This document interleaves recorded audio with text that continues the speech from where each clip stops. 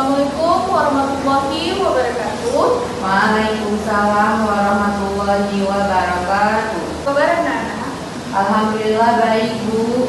Alhamdulillah ya, semuanya baik dan bisa berkumpul ya di ruangan ini. Sebelum kita memulai pelajaran hari ini, alangkah baiknya kita berdoa terlebih dahulu menurut kepercayaan masing-masing. Berdoa dimulai.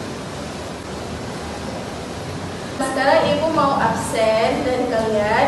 Riza Aulia Hadir, Bu. hadir. Sabrina Sakit, Bu. sakit ya. Muhammad Putra kalau saya sakit atau berizin halangan hadir, tolong dihilangi ya, atau tolong langsung hubungi ibu karena dalam absen ini kalian nilainya kosong, jadi ibu nggak tahu harus tahu apa izin atau sakit. Jadi kalau misalnya nggak ada keterangan, ibu taruh apa, jadi sayang juga dengan nilai kalian. Sebelum memasuki materi kita hari ini, masih ingat tidak materi yang kemarin? Kasih, Bu. Tentang apa? Minyak bumi, Bu. Oke, minyak bumi. Ada yang masih ingat apa itu minyak bumi? Ingat, Bu. Coba. Minyak bumi itu cairan kental berwarna coklat pekat atau gelap atau kehijauan mudah terbakar berada di lapisan atas dari beberapa area di kerak bumi, Bu. Betul sekali apa yang dibilang sama Riza tadi. Minyak bumi Beberapa area di kerak bumi, Bu. betul sekali apa yang dibilang sama Riza tadi. Minyak bumi adalah cairan kental berwarna coklat pekat atau gelap atau kehijauan mudah terbakar yang berada di lapisan atas dari beberapa area di bumi. Kita hari ini materinya tentang apa? Senyawa hidrokarbon, Bu. Ya, senyawa hidrokarbon. Kalau ngomongin soal persamaan ciri-ciri makhluk hidup, biasanya banyak yang langsung ingat pelajaran biologi kan? Iya, Bu. Dari pelajaran tersebut kalian bisa mengenal persamaan ciri makhluk hidup seperti memiliki kemampuan bereproduksi atau membutuhkan energi, mengalami pertumbuhan dan lainnya. Oke? Namun persamaan antara makhluk hidup juga bisa kalian dapatkan di pelajaran Kimia. dengan apa? Dengan apa itu persamaannya? Semua makhluk hidup membutuhkan suatu unsur kimia organik yang sama, yaitu atom C. Mulai dari makhluk hidup yang berukuran mikroskopik seperti bakteri hingga yang berukuran raksasa seperti ikan paus atau Dinosaurus. Oke, tubuhnya tersusun dari atom Karbon. berarti tubuh dari dinosaurus atau paus biru itu tersusun dari atom Karbon. karbon. Manusia juga termasuk makhluk hidup yang tersusun dari atom karbon, menjadi elemen penyusun tubuh kita kedua paling banyak dengan presentase sebesar 18,5%. Setelah oksigen dengan presentase 65%. Dengan adanya karbon dalam tubuh makhluk hidup, para arkeologi pun jadi bisa mengetahui usia fosil-fosil yang terkubur di bumi menggunakan teknik yang disebut penanggalan radiokarbon. Siapa yang tahu apa itu senyawa hidrokarbon? Senyawa hidrokarbon bagian dari senyawa karbon, yaitu senyawa karbon yang hanya mengandung atom karbon dan hidrogen. Ya, betul sekali yang apa kata Riza bilang tadi. Senyawa hidrokarbon merupakan bagian dari senyawa karbon, yaitu senyawa karbon yang hanya mengandung atom karbon dan hidrogen. Di sini ada kekasan atom karbon. Yang pertama apa? Kekasan atom karbon. Yang pertama Membentuk empat ikatan kovalen. berbentuk ikatan empat ya? Keempat ikatan kovalen. Empat ikatan kovalen. Apa yang maksud dengan ini? Dia bisa mengikat empat senyawa lain. Ya, betul sekali. Tahu tidak unsur dari atom C? 6. Jumlah elektronnya ada 6. Ini atom Karbon. seperti kita lihat tadi, atau karbon memiliki nomor atom 6. Nomor atom ini menyatakan karena atom itu bersifat netral, maka nomor atomnya menyatakan jumlah proton yang sama dengan jumlah elektronnya. Dari nomor atom karbon kita pun jadi tahu ya, kalau atom tersebut memiliki 6 buah. Kalau misalnya konfigurasinya gimana? 1s pangkat 2, 2s pangkat 2 sama 2 p pangkat 2. Ya, terus sekali ya, tahu kan? Tahu. Jadi konfigurasi dari elektron atom C ini ada 1s pangkat 2, 2s pangkat 2, 2p pangkat 2.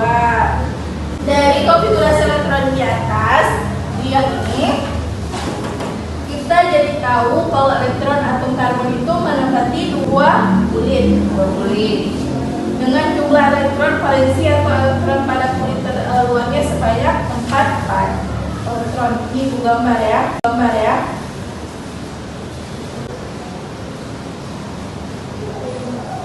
Nampak kan? Nampak, Bu. Kita bisa melihat kalau elektron atom karbon itu menempati 2 kulit dengan jumlah elektron valensi atau elektron pada kulit luar sebanyak 4 elektron. Ya, betul kan? Bisa lihat kan? Iya, Bu. Nah, selanjutnya di sini ada jari-jari orbit Berukuran kecil. Dari apa yang maksud dengan jari-jari orbit berukuran kecil? Apa yang maksud dengan ini? Nggak paham, Bu. Kalau nggak paham sih jelasin ya. Ukuran jari-jari orbit sebuah atom ternyata berpengaruh dengan kemampuan membentuk ikatan kovalen dengan atom lain. Karena semakin besar ukurannya, semakin jauh juga jarak orbital dari atomnya. Orbital akan sulit untuk membentuk ikatan kovalen yang dilakukan dengan overlapping atau tumpang tindih dengan orbital atom lain, dan hanya bisa membentuk satu jenis ikatan kovalen aja, yaitu dengan ikatan Tunggal. ya, terus sekali. Contohnya apa? Ikatan antar atom hidrogen. Contohnya seperti ikatan yaitu dengan ikatan Tunggal. ya, terus sekali. Contohnya apa? Ikatan antar atom hidrogen. Contohnya seperti ikatan antara atom hidrogen. Di orbitalnya ada S. Atom ini hanya bisa membentuk ikatan tunggal karena jarak antara di orbital yang jauh menyebabkan hanya satu sisi yang bisa ditumpang tindih. Yang ketiga ada Dia dapat berikatan dengan atom karbon lainnya, Bu. dapat berikatan dengan Karbon lainnya. atom lainnya. Siapa yang tahu maksud dari dapat berikatan dengan atom lainnya ini? Maksudnya apa? Maksudnya antara karbon satu lainnya bisa membentuk suatu rantai. Oke, kekasan atom karbon ini pun membuat karbon dijuluki sebagai rajanya elemen karena memiliki kemampuan membentuk ikatan atau rantai dengan baik atau lain maupun atom karbon lainnya. Atom karbon bisa punya lebih dari 10 juta senyawa yang ini sudah kalian bisa dihapuskan, dicatatkan. Boleh, Bu.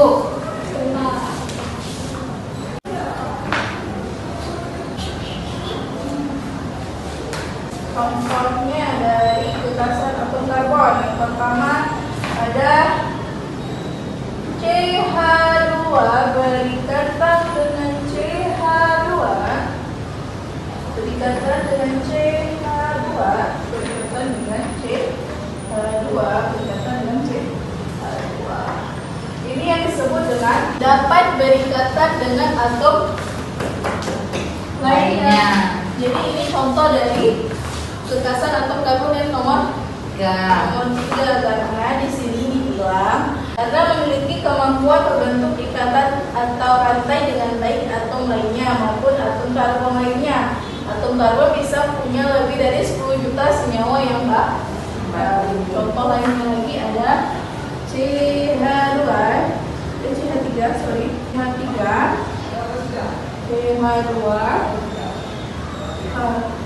karbon, CH3, CH2 berikatan lagi dengan hidroksida, berikatan lagi dengan karbon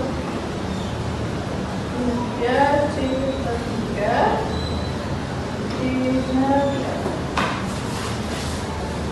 ini contoh ya, contoh dari kekasan atom karbon. Kenapa? Karena atom karbon dapat membentuk rantai dengan atom karbon lain. Ada penamaan khusus untuk atom karbon di dalam rantai tersebut. Ada 4 ya penamaannya, seperti yang pertama ada C primer, C sekunder, C tersier, dan C kuaterner. Siapa yang tahu yang mana itu C primer? Yang primer tuh Bu, yang paling ujung sama yang pertama tuh Bu. Ini primer. Ya. C primer. Ini ya? Ya. C primer. Kalau sekundernya apa? Ya, kalau yang sekundernya yang CH2. Ini. Nah, Berikatan dengan dia berikatan dengan 2 C lainnya Bu. dengan 2 C lainnya. Berarti ini ya. Apa yang di sini? Enggak Bu, dari CH3, CH2-nya itu yang sekundernya Bu. Ini kan? Ini sekunder kan? Jadi yang ini apa? Oh, bukan sekunder. Yang tersiernya tuh Bu, yang CH berkaitan dengan C. Yang itu dua, yang tengah dua. Satu lagi apa? Itu Bu belum dibulatin lagi Bu, nanti salah pula. Ini kan? Ya. Apa? Itu yang tersier, iya Bu, tersier itu Bu. Tersier punya. Iya itu Bu. Oh iya. Oke, tahu kan namanya C primer, C sekunder, C kuaterner, dan sama C tersier. Jadi kalian bisa mengetahui apa itu C primer, C sekunder, sama C kuaterner dan tersier. Selanjutnya, oke, di poin ketiga ini ada juga sifat dari kekasan atom karbon, yaitu membentuk rantai karbon,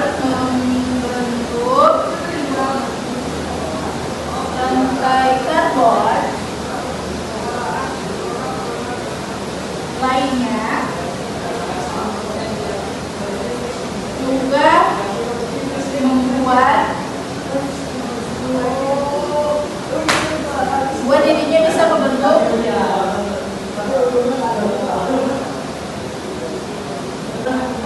alotrop,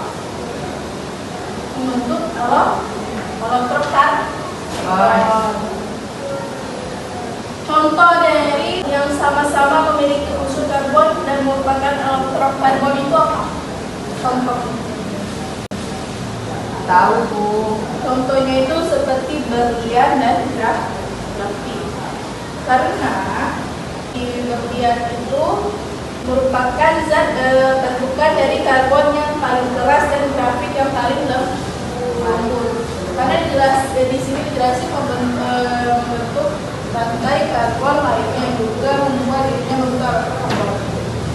Ada yang ingin bertanya? Bu, bertanya Bu. Boleh? Apa? Itu kan Bu tadi yang poin ketiga itu dapat berkaitan dengan atom lain, kan itu ada membentuk rantai karbon lainnya juga membuat dirinya membentuk alofluorokarbon, Bu. Ya. Itu alofluorokarbon itu apa tuh, Bu? Oh, yang alofluorokarbon ini ya. Iya. Alofluorokarbon ini keberadaan unsur yang sama dalam dua bentuk struktur yang berbeda. Struktur yang berbeda ini kita bisa memungkinkan atom karbon berbentuk benda yang berbeda dan ciri-ciri yang berbeda. Yang membentuk bentuknya sama tapi ciri-cirinya berbeda, Bu. Ya, betul sekali yang dibilang sama Liza. Dan di sini ada yang bertanya lagi? Alhamdulillah tidak lagi, Bu. Saya ya sudah mengerti yang jelasinnya. Semoga masuk ke kepala kalian untuk kegiatan nanti. Baik, Bu. Amin. Dan sebelum kita mengakhiri pelajaran hari ini, ada yang bisa menyimpulkan nggak materi kita tentang senyawa hidrokarbon hari ini? Tunjuk tangan siapa hidrokarbon hari ini? Tunjuk tangan siapa yang bisa? Saya, Bu. Oke, baik, bisa. Kesimpulannya itu senyawa hidrokarbon ini merupakan bagian dari senyawa karbon, yaitu senyawa karbon yang hanya mengandung atom karbon dan hidrogen. Dan di sini juga terdapat 3 contoh sifat ikatan atom karbon. Yang pertama itu ada ikatan kovalen. Jadi yaitu dapat membentuk 4 ikatan kovalen. Yang kedua itu ada jari-jari oksigennya berukuran kecil, Bu. Ya. Dan yang ketiga itu ada atom yang dapat berikatan dengan atom karbon lainnya. Ya, betul sekali. Beri apresiasi untuk Liza. Oke, sebelum kita memilih mata pelajaran hari ini, Ibu memberi tugas ke kalian. Coba buka halaman buku mata pelajaran kalian yang punya. Ya, Di halaman 80 ada di situ ada tugas ya, ada pertanyaan dari 1 sampai 10 kalian buat di rumah. Besok minggu depan kalian kumpul di kelas berikutnya, Bu, di depan. ya, sudah kan? Sudah, Bu. Sekian dari saya.